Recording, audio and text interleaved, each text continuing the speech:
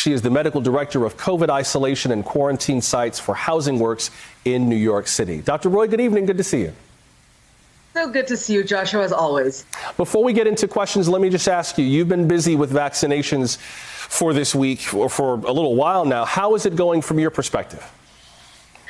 Yeah, I mean, I'm fortunate to live in a city that has a very long a health department, a city health department that's been at this for a very long time. It's one of the country, if not the world's best public health systems and public health departments, I should say. So you're seeing images now of, that's me with one of the assistant commissioners, Chris Packett. Those are vaccinators, and those are all from the South Bronx site. I was also at the Lower East Side in Manhattan. So at both of those sites, I think we vaccinated over 800 New Yorkers, New York healthcare workers, as well as elderly and other eligible New Yorkers at both of those sites. So I will say it makes for a long, tiring day, but it's also highly rewarding when so many people are coming up to you, thanking you for the opportunity to get vaccinated. And I remind all of them that they're playing their part in helping us fight the pandemic. But we are facing issues, Joshua, as you know, limited supply of vaccine, right, and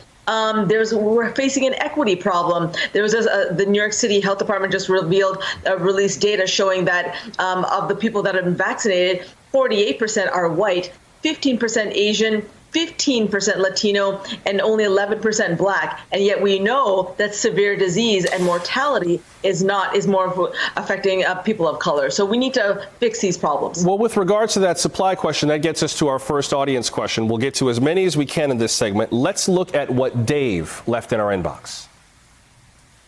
I'm Dave Calhoun from Lebanon, Pennsylvania. Numerous reports say that we don't have enough vaccines. My question is, if the companies are working 24/7 and 7 days a week, how long does it take to make the vaccine? We keep seeing thousands of little bottles on conveyor belts. Is this happening daily, hourly? I received my first shot of Moderna several weeks ago and due my second very shortly. How long before other groups and other categories get the vaccine? Dave, good question. Dr. Roy, what is the timeline for actually producing the vials of these vaccines? So Joshua, first let me commend Dave for getting his first dose. I too got my first dose of the Moderna vaccine a few weeks ago. I'm due for my second dose this Tuesday. I will keep you all posted on how I do. Yeah, great question. I too am seeing all those little images of those little vials on those conveyor belts. So my understanding is that the companies are working as fast as they can. The bottleneck is not really there. Although I will point out that there's a quality control aspect, right? I mean, every vial has to be inspected. All of the components in each vial have to be inspected very carefully, and we want that to happen. But it's also important to remember that, these companies, Moderna, Pfizer, they're not just making vaccines for the United States. In order to fight this pandemic, Joshua, we can't just have the U.S. reach herd immunity. We need the globe to reach herd immunity. So I think that's also something important to remember. And we should also remember that there are some fights in parts of the world, like between the European Union and the UK, now that it pulled out of the EU, in terms of getting vaccines back and forth. That has been a big fight over the last few days. Let's get to our next video. Here's what Lorena wants to know. Hey, Joshua, I'm about to get my second vaccine, and I've been isolated from friends and family since March. I'm terrified and very excited about being able to be among them again and get their hugs, but I am afraid I'm not really clear on whether I need to wait 15 days or 10 days after the vaccine, which in my case is Moderna. And I know I have to wear a mask, and any other information you have about that day of supposed freedom when I can walk out of this isolation and be among humanity again. Thank you. Thank you, Lorena. Totally understandable, Dr. Roy, that she wants to know how long after you're done being vaccinated can you feel free again?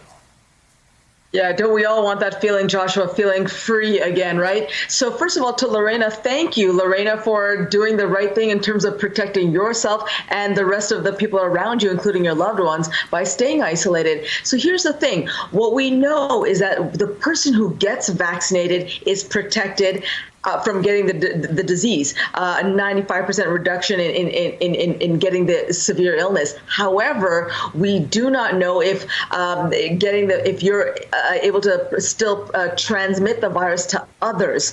We've already seen cases where people get the vaccine and yet they test positive. So that means you can still test positive and possibly transmit it to others. That's why even after you get your second dose of the vaccine, it's still so important to wear that mask and to maintain physical distancing until we really have more information, Joshua. Let's get to one last question. Here's what Jenny wants to know.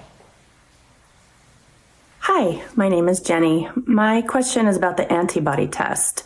If someone had COVID-19 in the past year and didn't know it, how accurate is the test and how much time needs to pass between having COVID and antibodies showing up that can be tested? Thank you. Thank you, Jenny. And if I could, Dr. Roy, just expand that. Another viewer asked about COVID testing and these new variants. How do the variants, and we know that viruses mutate, that's how they propagate. How do these variants affect COVID testing, antibody testing, and so on?